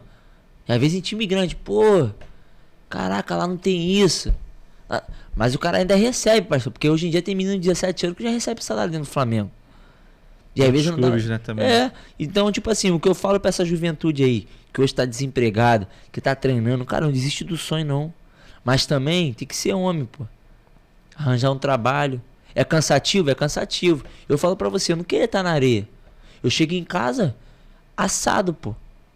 Desculpa falar isso aqui, eu chego em casa assado. Às vezes tem dia que no dia seguinte eu não consigo. E olha que domingo eu trabalho na areia, imagina. Na segunda treinar. Missão, né? Entendeu? Então, tipo assim, cada dia eu tenho que matar um leão, porque se eu não render lá, eles vão me mandar embora. E aí? Com as pernas pesadas. Mas assim, cada dia eu tenho que matar o leão. Então, assim, eu não reclamo, agradeço a Deus pela oportunidade também, porque através do mate eu tô podendo ter muito contato com pessoas e é onde eu falo muito de Deus. E uma coisa que eu até aprendi com uma pregação do pastor Josué, às vezes a gente tem que sim agarrar toda a oportunidade que Deus te dá pra gente no trabalho, em tudo que ele oferece pra gente falar de Deus, porque às vezes a gente tem a oportunidade de falar, a gente não fala. Então, assim, através desse trabalho que Deus me abençoou, é cansativo, mas tá sendo bênção pra mim. Porque é dali que eu tô conseguindo me manter durante a semana. É dali que eu tô conseguindo pagar minhas coisas. É dali que eu tô conseguindo juntar o dinheiro pro meu casamento. Entendeu? Ah, mas o futebol? Tô treinando. E uma coisa que eu tava até falando com um amigo agora. Eu tava conversando com um amigo. Ele me chamou pra tomar um açaí esses dias. Eu até falei com ele. Ele falou, pô, irmão, teu testemunho é muito forte. Eu vejo você pregando pra milhões de pessoas. Eu até virei pra ele e falei assim, irmão, se for pra eu largar o futebol e viver do ministério, eu vou viver. Mas ele, pô, cara, tem coragem de largar teu sonho? Eu falei, mano, eu tenho. Pra viver pra Deus. Pô, olha o que Deus fez pra mim. Deus me tirou de um tráfico. Me livrou. Hoje eu poderia estar na igreja, mas cheio de tiro no corpo. Poderia ser uma perna, ser um braço. Então tu acha que, pô, largar um sonho pra viver o que Deus quer? Pô, esse irmão, isso não é nada, pô. Isso eu faço com o maior amor. Porque de onde que Deus me tirou, pastor? Então, assim, isso foi até uma coisa que surpreendeu ele. Ele, caraca, mano, amém. Eu falei, pô, irmão, eu tenho coragem, pô. Mas, assim, até hoje, o Espírito Santo sempre falou comigo, que através da bola, que eu ia ter a oportunidade de falar com muitos jovens. E até nesse barra que eu tô, Eu tô acompanhando 2 meninos, vão lá em casa, a gente ora, tô levando eles pra igreja. Eles não são batizados, mas tô com um propósito com Deus. Em nome de Jesus eu vou batizar eles, que vai ser as primeiras pessoas que eu realmente vou entrar dentro da piscina e vou batizar, que eu nunca batizei ninguém. E isso hoje tá sendo meu foco, eu quero batizar a vida deles. Eu creio que vai ser milagre. Então, tipo assim, igual eu cheguei lá no clube, eu não falei que eu sou cristão. Os caras viram pela minha atitude. Entendeu? E isso que faz a diferença. Tem gente que já chega, pô, sou cristão, que tá... Mas aí vai ver o cara, escuta pagode, escuta funk, fala coisa que não tem que falar, vê coisa que não tem que ver. Então, pela minha atitude, chamou a atenção dos meninos, os meninos chegaram em mim, pô, irmão, tu é cristão? E eu já tava orando quando eu cheguei lá, eu falei, pô, Deus, eu quero fazer uma oração aqui. Eu quero fazer isso. O exemplo arrasta, né, cara? E é isso aí. E aí, logo em seguida, os caras, pô, mano, começa a fazer uma oração aqui no clube. E todo o treino, eles nunca fizeram oração. Agora eu tô começando a fazer. Entendeu? E agora eu tô vendo pra gente fazer um culto lá, na sala de vídeo. E assim, Deus vai trabalhando. E Deus tá fazendo, e eu tô fazendo aquilo que Deus sempre falou comigo. Através da bola, tu vai ser um missionário. E através da bola, tu vai viver o teu sonho. Mas assim, pastor, se daqui a um tempo, se Deus falar pra mim, filho, não é mais bola que eu quero, não. Eu quero outra coisa, eu vou largar. Entendeu? Porque Deus não deixa me faltar nada. Entendeu, pastor? E eu tiro o senhor também como exemplo. Como eu falo pros meus amigos. Hoje um pastor, assim, é muito difícil, pastor. A gente vê um pastor que ama, que cuida, que zela, que, assim, tá próximo. Porque hoje em dia é muito difícil. Tem muitos pastores que, acho que em todas as igrejas tem isso. Entendeu? Às vezes só quer estar próximo de pessoas. É igual o senhor. Hoje o senhor tá do meu lado. Hoje eu não sou um jogador de time grande, mas o senhor tá aqui, pô. Anda no meu carro, é simples, mas tá comigo. Entendeu? Vive o que hoje eu sou. Tem muitos pastores que talvez queria estar no lado só dos craques. Talvez ia esquecer um cara que não tem nada. Não, só vou ficar com os caras que é top, que tal, pra tirar foto, pra pedir isso. Eu vejo que você não pede nada. Entendeu? Eu vejo o mesmo carinho que você tem comigo, você tem com os caras. É o mesmo tratamento. Isso eu fico muito, muito alegre. Porque hoje é muito difícil. Então, tipo... O que eu falo pra juventude, cara, eu acho que não pode desistir do sonho, mas também tem que ter o plano B, sim, porque é realidade, porque o mundo do futebol é um mundo muito difícil, como as coisas podem acontecer, como também não, mas também você tem que ter o plano B. E também, cara, agarrar a Deus, cara. Através desse testemunho aqui eu posso falar, Deus ele existe, Deus ele faz. Eu creio que se o futebol não fluir, vai fluir outra coisa, que vai ser bênção na minha vida. Entendeu? Que eu sei que Deus não vai me faltar nada. Não vai deixar me faltar nada. Então, é isso, pastor, que eu tenho para falar em questão de não desistir. E sempre acreditar, cara. É sempre orar, sempre ir pro culto. Não ir no culto só por ir. Ter a tua intimidade com Deus dentro do seu quarto, onde você estiver.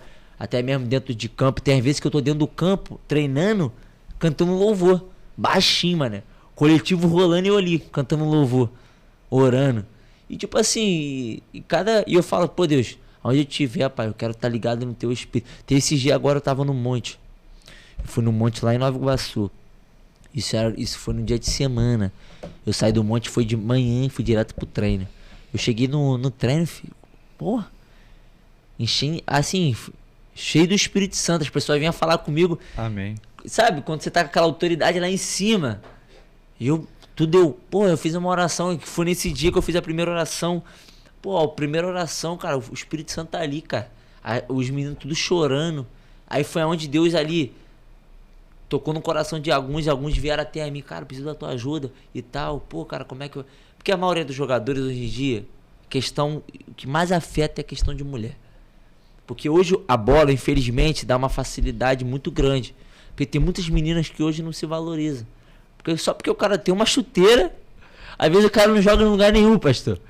Porque tem muito cara que é blogueiro, né? Tu vai no Instagram do cara, o cara tem foto que fala que é jogador e a mulher cai. E às vezes o cara tá vivendo daquilo ali de mentira, e as meninas que ele pega em boate, essas coisas, e nem sabe que o cara não é nada. Às vezes o cara é um pedreiro, mas posta foto jogando bola. Enfim. E assim, e muitos deles, né, falam, pô, cara, eu quero parar de trair minha mulher. Pô, tem mulher dentro de casa, tem um filho, eu traio minha mulher, pô, me sinto mal. e tal. E hoje eu tô vivendo uma coisa que eu nunca vivi, entendeu? Então, assim, é muito bom viver pra Deus, primeiramente, porque eu acho que é muito bom a gente servir a Deus aonde a gente está.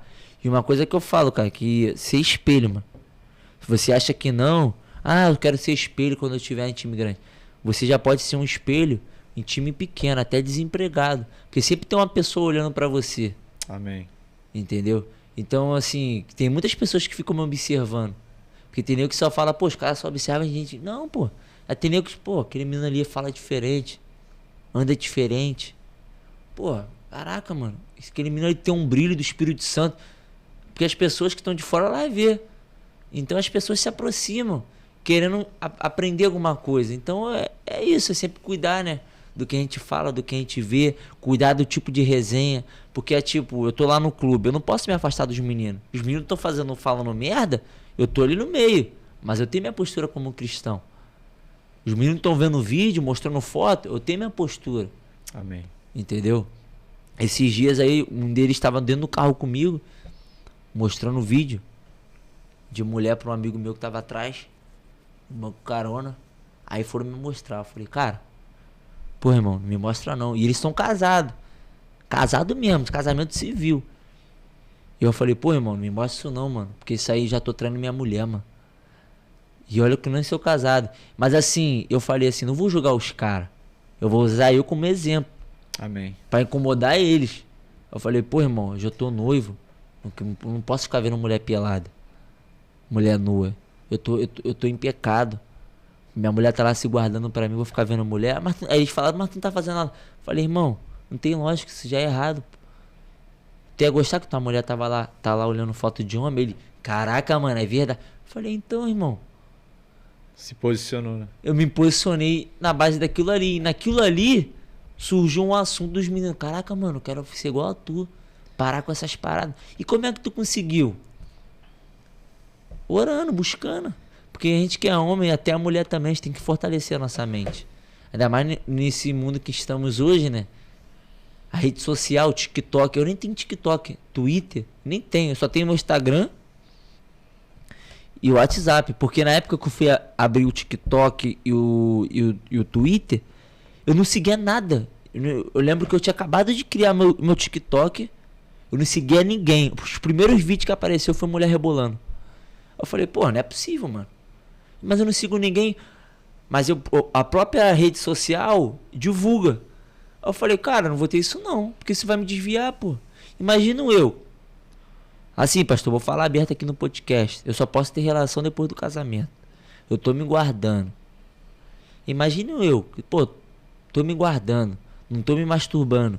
Vou ficar vendo mulher dançando. Isso vai me atrair uma coisa que eu mesmo tô me botando no risco. Aí eu falei, não vou ter nem aí no Twitter também. A primeira coisa que apareceu pra mim foi um vídeo pornô. Aí eu falei, caraca, mano. Tinha acabado de criar, tipo, eu atualizei assim a página, o primeiro vídeo que apareceu foi isso aí. Aí eu falei, não. Aí eu fui na hora excluir minha conta, excluí o aplicativo do meu celular. Aí de lá pra cá eu falei, não, só vou ter o Instagram e o meu WhatsApp. Porque o Instagram só aparece pra você aquilo que você vê e que você curte. Se você curtir mulher nua, vai ficar aparecendo ali pra você. Vai ficar aparecendo aquilo ali pra mim. Isso. Agora, é se eu curto coisas da igreja, vídeos normais de futebol, vídeos de pastores, curtir foto de amigos, vai aparecer aquilo ali pra mim. Ô Felipe, mas só voltando um pouquinho no assunto pra gente poder terminar.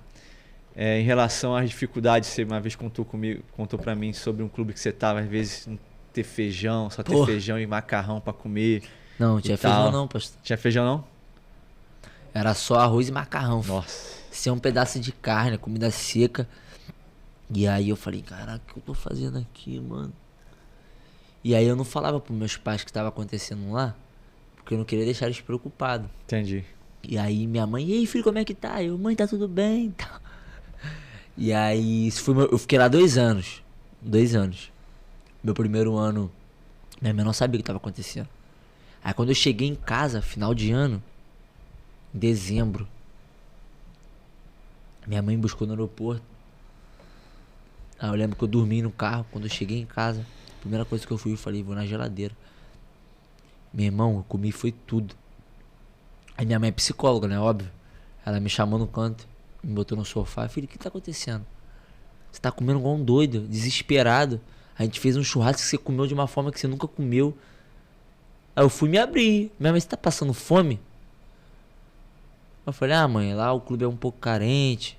Dou uma oportunidade, mas só que a alimentação é arroz e macarrão, não tem um pedaço de carne. Minha mãe, você tá falando sério? Por que você não me ligou e tal? Eu falei, ah, mano, eu queria te passar uma preocupação, né? Porque você é mãe e pai. Não queria trazer isso pra vocês. Mas aí minha mãe, você quer voltar pra lá? Eu falei, não, mãe, eu vou voltar e tal, porque vai ser bom pra mim. E aí eu voltei. Mas nessa que eu já voltei, os meus pais já sabiam da situação. Aí faziam um pix pra mim, eu comprava uma coisinha pra mim. Mas mesmo assim, o pix que eles faziam pra mim, eu falava, pô, vou cortar meu cabelo. Pô, vou puxar o cabeludo. Aí eu cortava cabelo, comprava umas coisas higiênicas pra mim. E aí o dinheiro não sobrava pra comprar, tipo, uma comida que eles imaginavam que ia dar. E eu ficava quieto. E aí foi onde eu conheci a minha noiva. Eu tava na igreja e eu nunca gostei, assim, de ir numa igreja... Assim, não sei se vou estar errado, pastor. Vou até deixar isso falar, porque, sei lá, alguém pode recortar, né? Mas enfim, eu nunca gostei de um ministério. Mas era questão. Eu falei, pô, aí meu amigo, pô, vamos em tal igreja. Eu falei, pô, irmão, não gosto desse ministério não, mano. Pô, o pessoal fala que o pessoal tá lá lendo a palavra e tal, mas depois, pô, faz de tudo que quer e não é pecado, sobe no altar, canta. Eu falei, mano, não quero isso pra mim não. Aí ele falou, não, mano, mas lá é diferente e tal. Eu falei, não, mano, beleza, fui lá. Aí nessa que eu fui, porque eu tava no sul, e lá o local é muito frio. E toda a recepção de todas as igrejas, tudo que você for lá, tem café e chimarrão. E aí, quando eu entrei, quem tava botando a mesa do café era minha noiva. Eu falei, nossa. Eu falei, que morena. Aí eu falei, caraca. E aí eu falei, não é possível. E ela tava com o sobrinho dela do lado dela. Eu falei, pô, ela deve ser casada. Eu falei, não, tá repreendido, Senhor, me perdoa. Porque é pecado, né? Cobiçar a mulher do próximo. E aí eu falei, não, isso pra lá.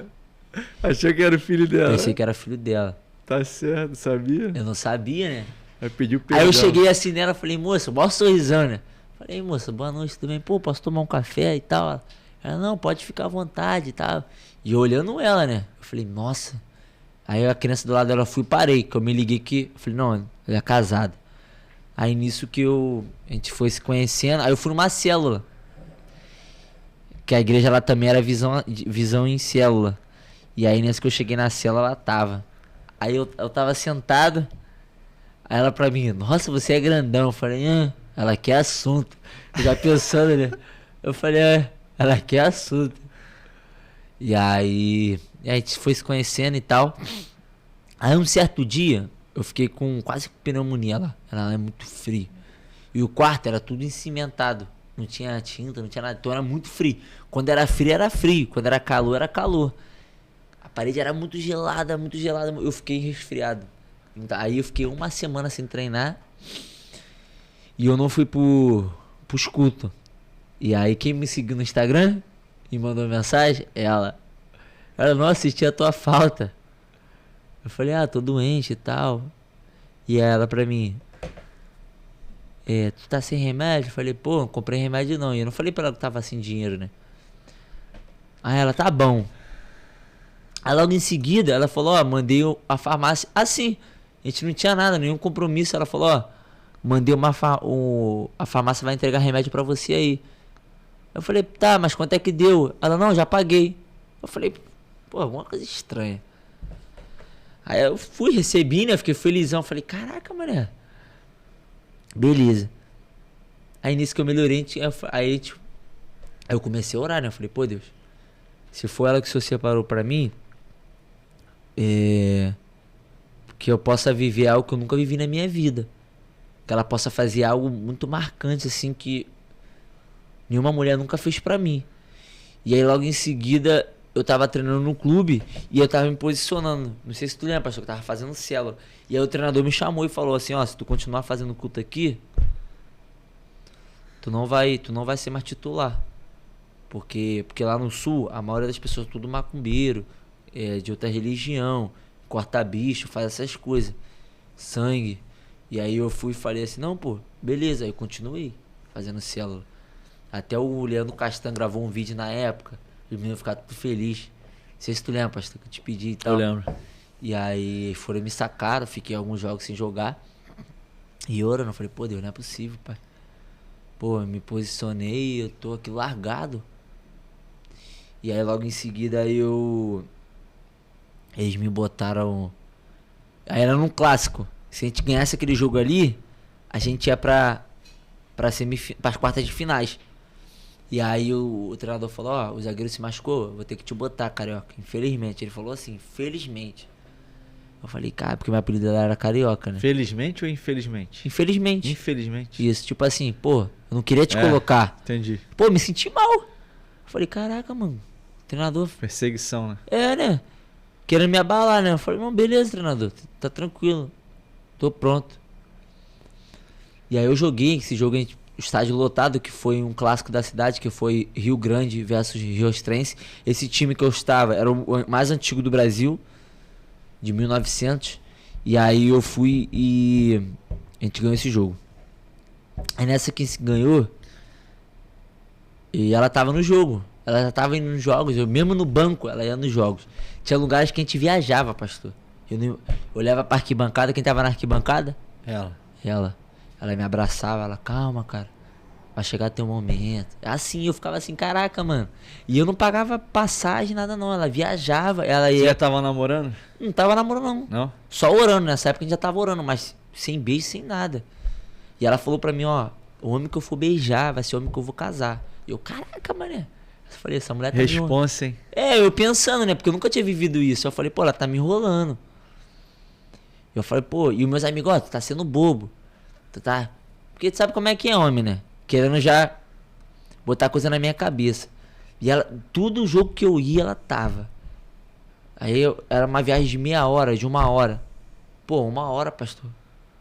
Pô, quem vai sair uma mulher sair de casa que não tem nada com uma pessoa, vai assistir um jogo? Ela pagava ingresso, 30, 40 reais. Olhava pra arquibancada, tava ela lá, ela é amiga dela, que ela sempre levava a amiga dela pra ir sozinha. E aí eu, caraca, mano, não é possível, mano. Não é possível. E eu não jogava. Mas ela tava ali só por onde eu tava. Acabava o jogo, ela na grade, me abraçava. Falava, calma, cara, vai chegar teu momento. Tô contigo. Eu falei, não é possível. Aí nesse dia que eu joguei, que foi num clássico, estádio lotado, torcida. E aí a gente ganhou, a gente foi pra quarta de finais. E aí quando ela falou, cara, aí nesse dia eu falei, pô, vamos sair depois do jogo e tal. Aí ela foi e falou, não, mas... Ela, tá, vamos sair. Aí ela foi, eu saí e falei, ó, eu vou lá no alojamento tomar um banho, você me espera. Ela, tá, mas eu tenho que ir em casa pegar um casaco. Porque ela falou que nesse dia tava muito frio. Eu falei, não, tá bom, a gente vai lá rapidinho. E aí quando eu cheguei na casa dela, pastor, tava a mãe dela, os sobrinhos dela. Ela fez um bolo. O bolo tava decorado com as minhas fotos jogando.